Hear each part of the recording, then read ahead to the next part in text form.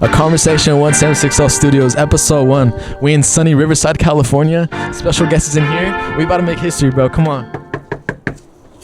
Hey, yo, what's good with y'all, man? We're here. Let's go. Like I said, we out here in sunny Riverside, California. We're making history today, bro. This is episode 1. A Conversation 1760 Studios. We with the man himself. I'll let him introduce himself for the people that may not know who he is. My name is Bryoza. I'm from Riverside, Cali. That's me, if you don't know me. Now you know. We're in the studio. It's the home studio, right? I mean, I don't know. Like, talk a little bit about this, bro. How long has it been here? Like, how long have you been making music in here? Just give a little history on this studio itself. Well, I started making music when I was 13. But I started making music in here at like 14. Built a little shed in the backyard, had to get everything right back here, the little studio and shit, and invested all my bread that I had saved up when I was younger. But yeah, I've made every single album that I have. I have like 5 albums now. I don't even know. I have like 5 albums out, and they were all made in here, from 16 all the way to You Are Love. That shit crazy as fuck.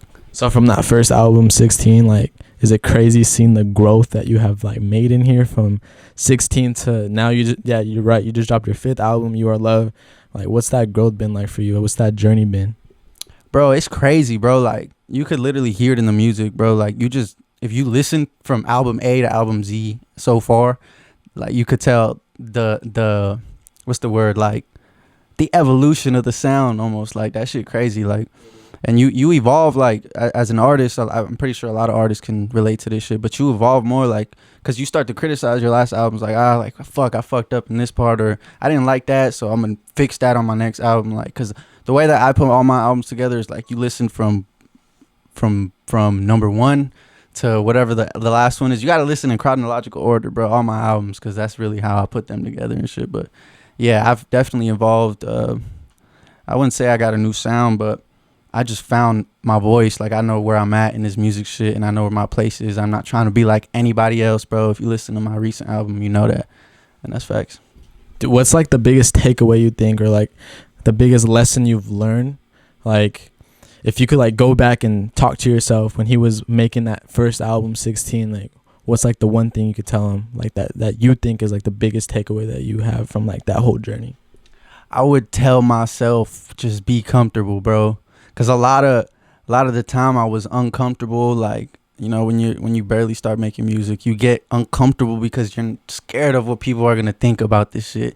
But like, I was so, from my first album, like my first album, 16, I was so scared to publish it, cause like I was scared that people weren't gonna fuck with me. It's a first impression, my first album, and like the feedback that I got from that shit was insane. Like, to this day, it's at like 500,000 plays. Like, for my first album, that shit's crazy. And then my second album, Nyctophilia, that's when I really like got comfortable with myself. I started more producing and like getting into like having guitarists come to my studio and like collaborate with me, and like collaboration was a thing now. I like, on my second album, I started realizing like, damn, I do kind of need certain people on my shit to make my shit sound better, and that's just how you got to look at it sometimes. And now You Are Love, that shit that's all, like, I took all of that and just kind of like you said, like, what would I tell myself? This is what I told myself. This is what I would tell myself. You Are Love. Like the album is just well put together. I was too comfortable when I made it. Every song was like 10 minutes done. All right, let's keep going. And I have so many unreleased songs that I didn't get to put on there, bro. But like, that's just how comfortable I was with making. Like, there was like 30 songs I picked from, bro. But like, yeah, that's just how comfortable I am now with making music, especially in here. Facts. So you're just comfortable now, right? Now it's just like regular to you. You just do it. Like, this is like, it's like breathing to you now. It's just, you just make music, bro. That's what it is. Hell yeah.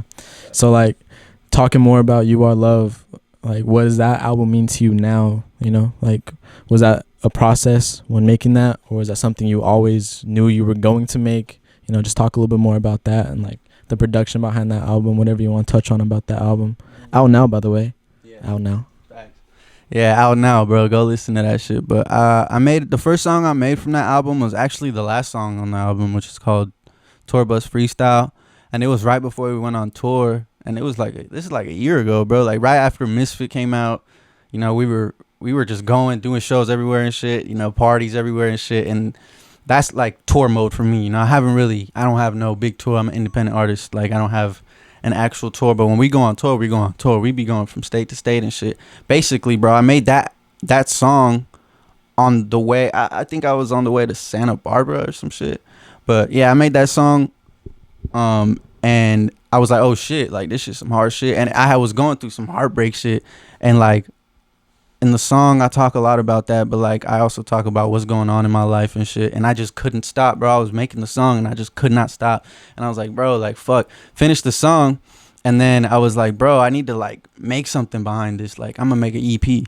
And I made Another Day in LA. Will I go through with it? I made a couple songs after that song, and I was just like, okay, the EP, nah, I need more. And it just kept coming. The song started coming. I think I made You Are Love, Supernatural. I made like 5 songs in one night, and it was right before the album even dropped. I had like 10 songs on the album, and then I had a date already for the album, but I'm like, bro, when you get the feeling, bro, and like, you can't stop, bro. Like that night, I was up to like 7 a.m., bro. Made 5 songs, and I was like, shit, bro, these are the best songs on the album. Watch, bro. And it just came to me like that, and that's when I knew I had to make it a huge album. Like I have all my other albums. I didn't want to drop another album, but I ended up dropping another album because it's just that many songs that come with this feeling that you get, like when you get into that, like into that snowball of like making songs, bro. You got to just keep going until you're burnt out. I was burnt out. I was like, all right, album's done, bro. And that's how that shit. Yep, 18 songs, bro. 47 minutes. Yeah, 18 songs. Like I think, in my personal opinion, it's like you're all over the place. There's not, it's not one genre. What's the word I'm looking for? It's a variety. There's a variety of different songs, different genres. But do you have a song that on the album that just sticks out to you the most? I mean, I'm sure Tour Bus Freestyle, just because that was like the first one, right? But do you have any song in particular that just stands out to you the most, that was just like the most meaningful to write, or I don't know, whatever the case may be? Yeah, all the songs on there, like the album is so versatile in itself. Like there's nothing, like, every song sounds so different. But I'd say my favorite song that I made was Too Attached, bro. Like I heard the beat and I was just like, bro, like this gotta be on the project, bro. And I didn't even know what this. It's one of those beats where it's like, fuck, I don't want to fuck it up, bro. Like this beat is so hard, like I don't want to, I didn't want to rap on this shit. But then I like it always is, bro. You hit the bong, you smoke a little bleezy, bro, and you get in the booth, bro, and the shit just starts coming out. And like I went my dogs. I don't got no friends. I wasn't even with anybody in the studio, bro. But that's just how I was feeling, bro. Like that song came together so naturally, bro. I recorded that shit first take, and then I set the ad libs down, and just the feeling that song gives me, bro. It's like it's not even about the lyrics, bro. It's the way the song makes you feel. Like the sounds of the song. It's mostly like when you get to that part in the album where it's like You Are Love, and to the rest of the album, it's like it's just feelings, bro. Like you don't even listen to the lyrics. If you don't relate to the lyrics, you still gonna fuck with it because the beat, bro, and like the production, everything was just too well put together in my eyes. I'm not gonna say that a year from now on my next album probably, but that's just how I feel right now. It's like You Are Love and Too Attached. Those 2 songs right there mean a lot to me. Oh yeah, and talking about your next album, I'm sure you already got more music on the way, more music planned. Like, what's next for you? What can people expect from you next? Oh, there's always one person that I put on all my albums, and I'm sure y'all know who I'm talking about. The Baphomet. We got a whole fucking project that I made. You Are Love. While it was being made, me and him were putting this project together, also, and he was with me basically the whole process of You Are Love. So I was like, bro, why not just drop another album or project right after this one with us together, bro? And you'll hear it, bro. It's a lot of songs, bro, and we also had a lot of fun doing that one, and that's a whole nother different story and chapter in our life that we were talking about on that project. We were just having fun on that project. I mean, that's basically what's next. Aside from the music shit, though, I'm thinking about starting my own clothing brand too. And I want to expand on because I have so much ideas, bro. Like aside from music, I have all these thoughts of like because I'm really into fashion, and I want to kind of express myself through that shit too. You feel me? Because I express myself a lot through this music shit, but like I want people to really wear my shit. You feel me? And all those lyrics and shit. I want to incorporate that shit into my clothing, and I want I'm just too into the fashion industry to not jump in the fashion industry. So I'm definitely working on that too. Me and Baphomet putting some shit together for that shit too, for sure. It's crazy, bro. Like you and Baph been the duo for like a minute, bro. I think going back thinking about it now, our first music video that we ever did, like coming on 2 years ago now, it was a song with you and Baph, bro. And like Chrome Hearts, if you haven't seen it, go watch it. Like that was a moment. I think that was like special for us. That was me and you collabing for the first time, and I think it set the pace for like what was yet to come. You know, that started it all. And that was just real special, bro. Like I don't know if you got anything to say about that, bro. Yeah, bro, that shit is crazy, bro. Cause me and you, like even with like you directing the videos and shit, like I've gotten more into like figuring out how directors work and shit. Like from that first music video, like the way you put that shit together, I was like, damn, this shit came out hard as fuck. To the videos that we got now, especially the unreleased ones that we got right now too, it's like, damn, bro, we've came a long way too. Like me and Baph came a long way, bro. He's the only person that I ever taught like how to really make music. Like I've taught so many different artists, you feel me? Like a lot of my friends I've taught how to make music and shit, but like he's the one that took that shit and made a name for himself, bro. Built his brand by himself. Like even if you could think of me, but when you think of my albums, you think of him too. He's on all of them, bro. Like and he brings the best out of me when we make music together. I bring the best out of him, and like I'm excited to show y'all this next project too, for sure. And these videos, they gonna be crazy. Watch this. We got a lot on the way. Even with Baph, Baph's been quiet, but he hasn't been quiet in our group. Like he's been working, he's been going crazy. We got interviews on the way, music videos. He's about to put out a lot more music. I mean, this coming year, you know, we've just been plotting.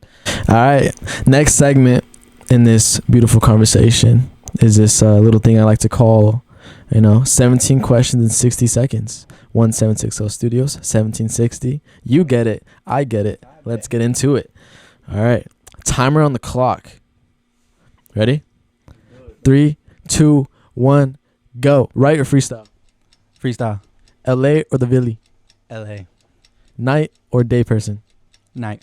What is your dream collab? Kodak. If you could travel anywhere in the world right now, where would you go? Bali. What's your favorite brand to wear? Medi. When's your birthday? March 7th. Text or call? Call. Love or money? Love. What is one of your favorite songs to perform? Too Attached. Lefty or righty? Righty. Baphomet or Infinite? Baphomet. What's your celebrity crush? Jennifer Lawrence. What should we watch? This. Tacos or pizza? Tacos. Drink or smoke? Smoke. Is water wet? No. If an actor was to play you in a movie, what actor would you want it to be? Robert Downey Jr.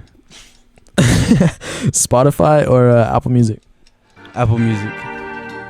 And what album should people go listen to right now? You Are Love. Go listen to You Are Love. Watch this. Well, let me keep my cool. I hear somebody at the door.